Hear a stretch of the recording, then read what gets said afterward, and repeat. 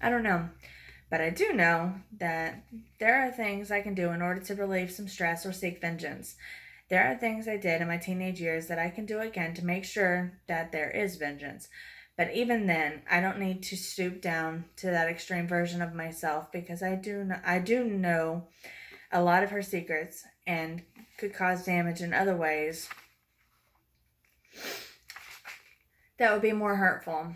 Kevin answers with a devilish glint in his eyes. I don't like how your eyes are doing that thing. I've never seen that happen to them before, and I'm not sure I like it.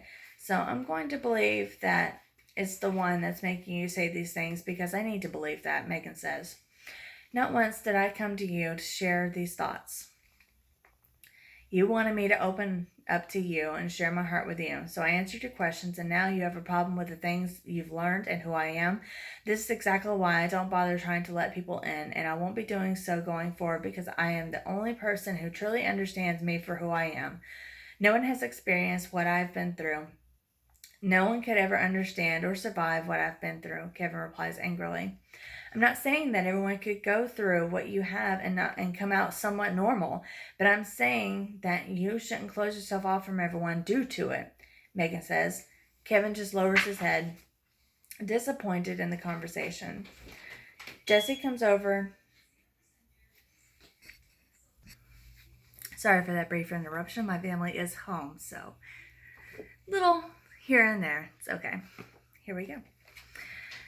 Jesse comes over to check on Kevin after noticing his demeanor has changed in the past several minutes. Handing him another glass of wine, she tells him that this one is on her, and she knows that he is having a rough night and could definitely use it. Appreciating the gesture, Kevin tells her that it's okay and he will pay for the drink. He doesn't want her to get into trouble for being nice to him. Jessie smiles and tells him not to worry because she is the one who tracks the alcohol. She also informs that as the best and most liked bartender at the club, her job is safe. Kevin's smile returns, and Megan is annoyed that he is shutting her out again. But she now understands that he does it because he needs to protect himself from things that could cause him pain. And in order to avoid the pain, he needs to keep away from all of his emotions, no matter the cost. No matter the pain she is feeling at the moment, Megan is now aware of the pain that burns deep inside of him. So she tries to cut him some slack, but knows that is that bleh, but knows this is extremely painful for them both. Trying to be more understanding, she looks on as he now gives all of his undivided attention to Jesse, and she is back to practically being invisible in his eyes. All because she tried to understand him better. Although she is trying extremely hard not to let his indifference bother her, that doesn't mean the pain she feels is any less. On the contrary, it hurts her a little more now that she knows that he is really suffering on the inside and there's nothing she can do to help ease his pain, even if it's something ever so slightly, just enough to lighten the pressure on his mind and heart. Not wanting to keep pushing him away, she heads to the bathroom in order to give him some space and a few minutes alone with Jesse. On the way to the bathroom, she bumps into the manager, Mark, who tells her to take it easy on Kevin, as he is a good guy, but he had a horrible first experience in the club that ended in him and his girl getting thrown out. Bella couldn't handle her liquor and wanted to make him jealous. Megan looks at him and tells him that there is no need to worry, as she knows her place, and that they are simply friends, and that it doesn't make it hurt any less because, just like Kevin, no one can control what their heart wants or needs in order to feel complete. At the end of the day, they will continue to be co-workers, but most importantly, they will continue to be friends, even if she does wish that they could be more. Mark tells her that he is happy to hear that because he does not want a repeat of the last visit, he offers her a drink on the house for being a good sport about the entire situation. Megan appreciates the gesture, but excuses herself as she needs to go to the bathroom to throw some water on her face, as she feels that terrible over the events so far. The moment she opens the faucet, the bathroom door opens and in comes Georgia. Georgia notices that Megan Georgia notices Megan and tries to talk to her, but she's not interested in anything that Georgia has to say. and is trying hard not to be rude as she feels that with her wigs, all the eye contact she has, Kevin enchanted now that he's in a severely vulnerable state of mind given everything that has transpired between him and Bella. Hey, Sugar, how are you enjoying the night? Georgia asks. Oh, Maple Brown Sugar, I'm having a peachy night, Megan answers sarcastically. So you seem to be a little jealous of Jesse and me. I hope you understand that I like him. He's funny and he is great to talk to. But you don't have to worry about me, Sugar. What you need to worry about is that ex of his. Because even though they're broken up, he's clearly not over her.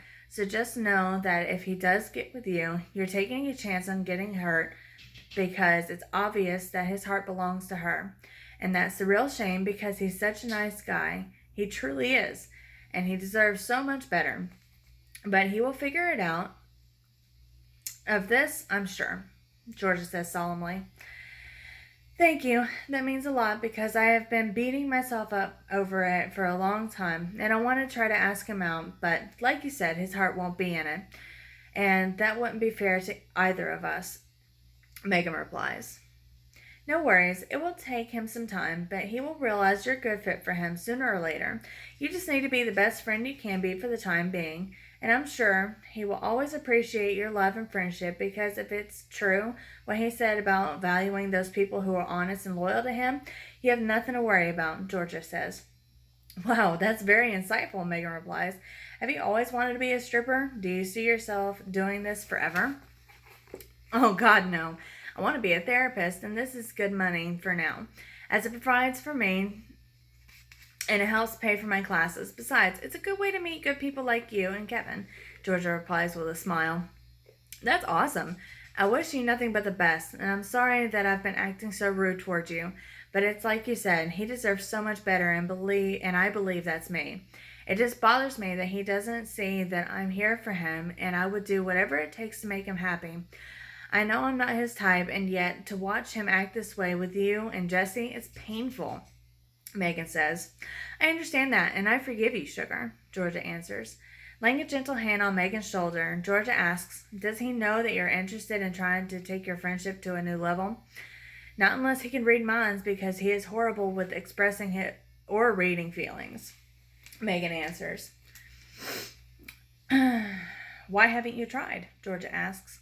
I was planning on doing it tonight, but then I saw the way he was acting here, and he told me his situation, and I don't feel that it would be right to put that on him at this point in time, Megan answers with a sigh. I can respect that, but you need to know something that he already understands. That time doesn't wait for anyone, and you can waste your life waiting for the right moment. But the longer you wait, the closer you are to actually missing out on something truly special in your life, Georgia says. After taking a moment to consider Georgia's insight, Megan says, damn, that's so true. She then asks, what makes you so sure that he knows that? Because those are his words that he used to describe his situation with Bella, Georgia answers. I know you're worried because he loves her so much and it's terrifying to put yourself out there and risk being rejected. But unless you take that chance, you won't know for sure if you're missing out on something. But then again, you might get the one thing that you've been searching for your whole life. Let me guess. His words as well?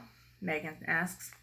Yeah, he's deeply and madly in love with her, but he respects people who take a chance, and he truly values honesty and loyalty amongst the people that he has in his life. So consider taking that chance because you just never know what might be around the corner, Georgia answers, a tender smile breaking across her lips. I'll keep that in mind, but honestly, I think I would only be complicating things for him if I pursued more than a friendship with him. And I don't think I can handle that kind of rejection, Megan says. Okay, Sugar, but know that you're only hurting yourself by waiting so long. Please keep that in mind while you continue to waste time due to fear or whatever the reason is, Georgia replies as Megan turns to walk back into the main area of the club. Megan walks out of the bathroom to find that Kevin is still talking to Jesse, but there's a difference. This time around, he is sitting at the table with Jesse on his lap, and his hand is down her pants.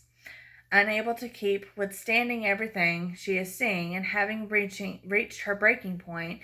But before allowing the situation to get the best of her, she decides to tell Kevin that it's time for them to leave since it's 2:30 in the morning and they both have to be at work in 2.5 hours.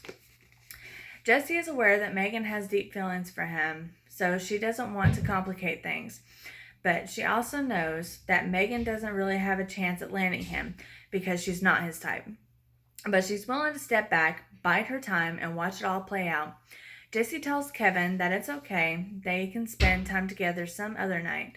She reminds him to make sure he calls the bar first before coming down to make sure she's working.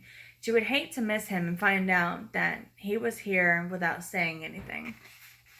Kevin stands up so that he can pay their tab. He says goodbye to Georgia, and just as he's letting her go, he is embraced by Jessie. She tells him there is no way she was going to stand back and not get a goodbye hug or kiss. Kevin smiles as he lets her decide which one she wants, after teasing Megan for a bit. Jesse goes for the hug and promises him that the next time it will be even more entertaining, because now they're building a bond and trust, which allows them to act more freely around each other. Once Kevin is done saying his goodbyes, Megan tells him to hurry up because they need to get a little rest before they head into the office, and she still has a long drive home. They walk over to the car, and on the way out, she tells him there is a reason behind how she was been acting tonight, but she doesn't know how to say it without pushing him away or changing things between them. Kevin tells her not to worry and that she doesn't have to explain it because it's clear what she needs to tell him. And although he's completely flattered, she's right in that he doesn't want to ruin their friendship, because a great friend is what he needs right now due to everything that is going on in his life at the moment. Megan looks at him devastated, as he didn't allow her to say her piece, but she understands why he did it. She stopped listening to what he was saying as her heart was falling into her stomach, but in a faded voice she heard him say, "The eyes are a window into your soul, so I don't need you to say anything as long as I can see your eyes." This is something which he has learned to live by and hopes that she understands, but she doesn't say another word to him the entire drive back to his place, thus creating a very awkward car ride. He knows that she's hurting, but he is completely horrible at caring for people and doesn't know what to do to make things better. So he does nothing. All right, that's the end of chapter 3. That's it. The long one. My throat's a little sore now, but it's okay. So we're going to continue next time with chapter 4, which is called Madness and Chaos. Please remember to like, share, subscribe for me. If you want to discuss what we've already spoken about in this book, each chapter, it doesn't matter. You can comment anytime. I'll reply. That's it for this one. See you next time. Bye.